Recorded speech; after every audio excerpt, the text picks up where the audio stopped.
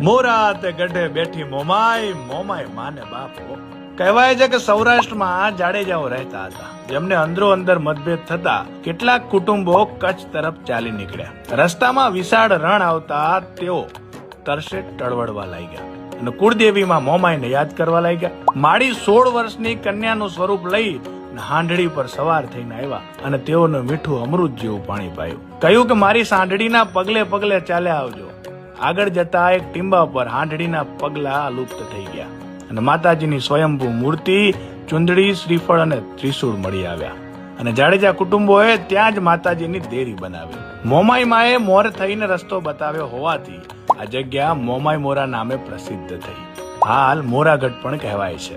મોમાઈ મા પર રબારી, ભરવાડ, જાડેજા, કારડિયા, રજપૂત, વાઢેર, પટેલ તેમજ અન્ય સમાજો અનન્ય શ્રદ્ધા ધરાવે છે અને માતાજી ઘણાના કુળદેવી પણ છે. આપ પણ ક્યારેક